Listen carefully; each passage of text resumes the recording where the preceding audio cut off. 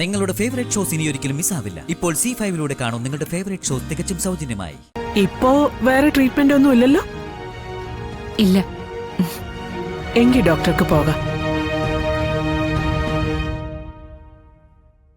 ആവശ്യം വരുമ്പോ ഞാൻ വിളിപ്പിക്കാം. രോഹിത്തെ, സത്യമേ, ഡോക്ടറെ ഫീസ് കൊടുത്തു പറഞ്ഞു വിടാനാ ഞാൻ പറഞ്ഞത്.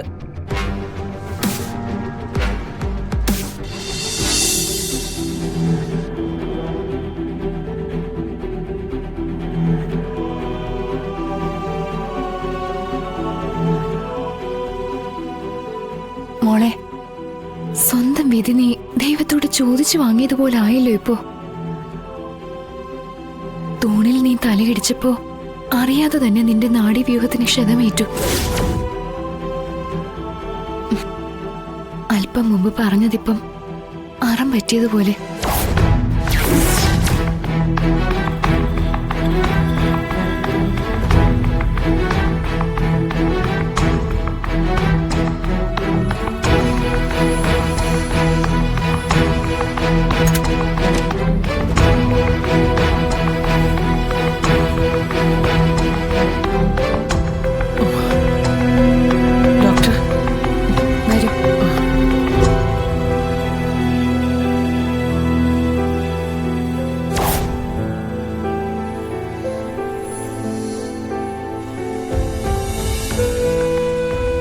ശ്യാമേ, ശ്യാമേ, ശ്യാമേ, മോളെ ശ്യാമേ.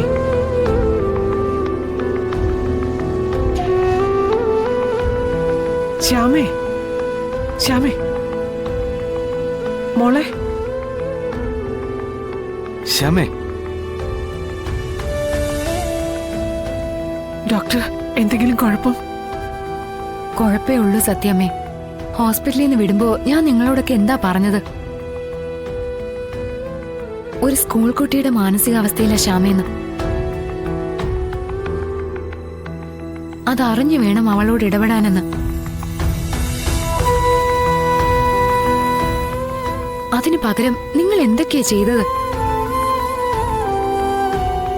ശ്യാമയെ ഒരു വിധത്തിലും പ്രകോപിപ്പിക്കുന്ന വിധം പെരുമാറരുതെന്ന് ഞാൻ നിങ്ങളോട് പറഞ്ഞു. അങ്ങനെ ഉണ്ടായാൽ അവൾ വയലന്റ് ആവുമെന്നും ഒരു വിധത്തിലും നിയന്ത്രിക്കാൻ പറ്റാത്ത അവസ്ഥയിലേക്ക് പോകുമെന്നും ഞാൻ ഭയപ്പെട്ടു. ഇപ്പതാ ഞാൻ ഭയന്നത് തന്നെ സംഭവിച്ചു. ഡോക്ടർ, ഇപ്പൊ ശ്യാമയ്ക്ക് എന്താ കുഴപ്പം? She is partially paralysed.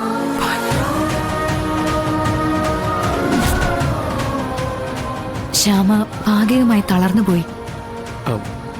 Doctor, വലിയൊരു അപകടമാണെന്ന് പറയാനാവില്ല ഇപ്പോഴും. കോമയിലേക്ക് വീണുപോകാവുന്ന ഒരവസ്ഥയാണ് ശ്യാമ അതിജീവിച്ചത്. അതും ദൈവാനുഗ്രഹം കൊണ്ട് മാത്രമാണെന്ന് പറയാം.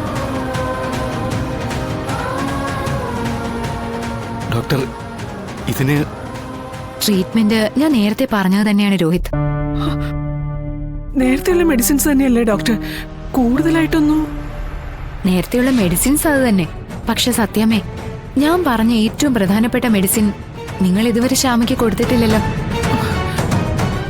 രോഹിത്തെ, മരുന്നുകളെല്ലാം വാങ്ങിച്ചതല്ലേ? ആ, വാങ്ങിച്ചു. പിന്നെന്താ? സത്യമേ, ഞാൻ പറഞ്ഞില്ലേ ശ്യാമയ്ക്ക് ഭാഗികമായ തളർവാദം മാത്രമാണെന്ന്. അവൾക്ക് സംസാരിക്കാം, കേൾക്കാം, കൈകാലുകൾ കുറച്ചൊക്കെ ചലിപ്പിക്കാം, ഭക്ഷണവും കഴിക്കാം.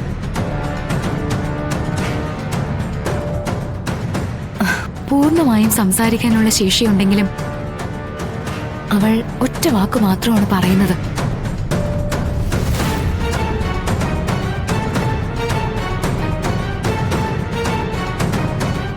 ശ്യാമേ, ഞാൻ പറയുന്നത് കേൾക്കുന്നുണ്ടോ? ഞാൻ ഡോക്ടറാ ചോദിക്കുന്നത്. മോളുടെ പേരെന്താന്ന് ഓർമ്മയില്ലേ?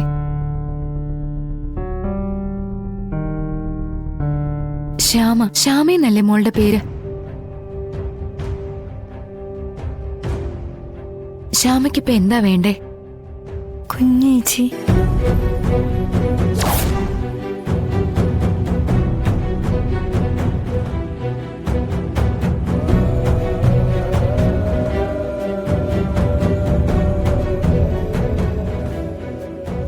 ഞാൻ മുൻപേയും പറഞ്ഞു, സ്റ്റെപ്പിൽ നിന്ന് തലയ്ക്കുണ്ടായ ആ ക്ഷതം ശ്യാമയെ കുട്ടിക്കാലത്തെ ഏതോ പോയിന്റിലേക്ക് കൂട്ടിക്കൊണ്ടുപോയെന്ന്. അവിടെ ശ്യാമയെ സംബന്ധിച്ചിടത്തോളം അവളുടെ കുഞ്ഞേച്ചി മാത്രമാണ് അവളുടെ രക്ഷാസങ്കേതം.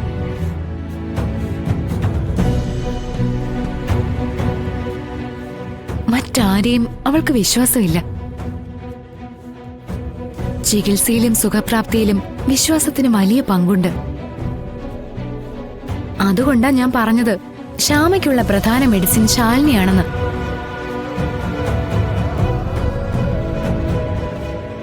മറ്റുള്ള മെഡിസിനുകൾ സപ്ലിമെന്ററി അഥവാ ശാലിനിയോടൊപ്പം മാത്രം ഫലം ചെയ്യുന്നവ.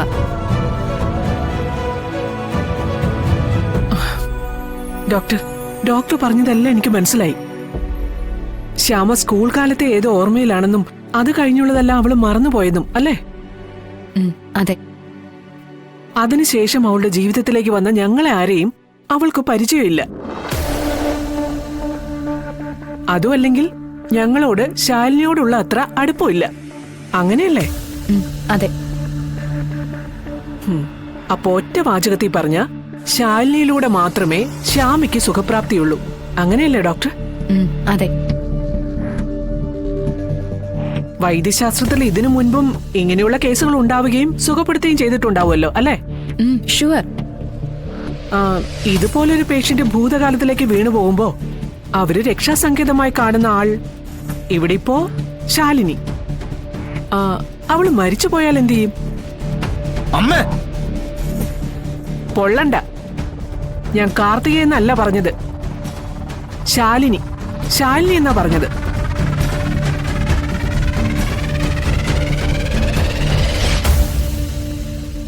പറയണം ഡോക്ടർ. പേഷ്യന്റ് രക്ഷാസങ്കേതമായി കാണുന്ന ആൾ മരിച്ചുപോയാൽ എന്തു ചെയ്യും? അപ്പോ അടുത്ത മാർഗം നോക്കും. അടുത്ത എന്തു മാർഗം? കുറച്ച് കൗൺസിലിങ്ങും പിന്നെ മെഡിസിൻസും. എങ്കി പിന്നെ അത് നോക്കാം. സത്യമേ, ചികിത്സ നിർദ്ദേശിക്കുകയാണ് ഡോക്ടറുടെ ഡ്യൂട്ടി. എന്ത് ചികിത്സ വേണമെന്ന് തീരുമാനിക്കുന്നത് പേഷ്യന്റും പേഷ്യന്റിന്റെ ബന്ധുക്കളുമാണ്.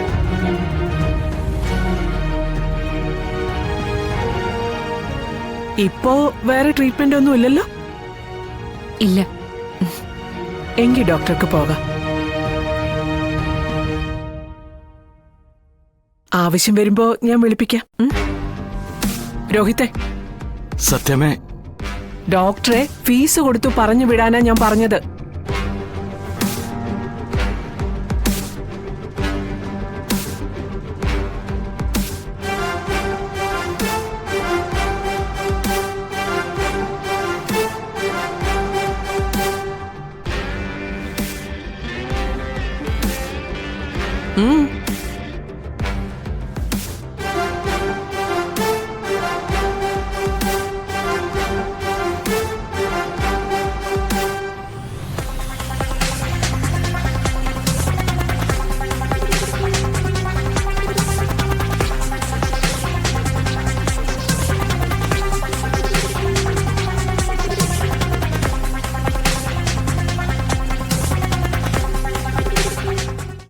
ഡൗൺലോഡ് ചെയ്യൂ C5 ആപ്പ്. കാണൂ എല്ലാ എപ്പിസോഡുകളും സൗജന്യമായി.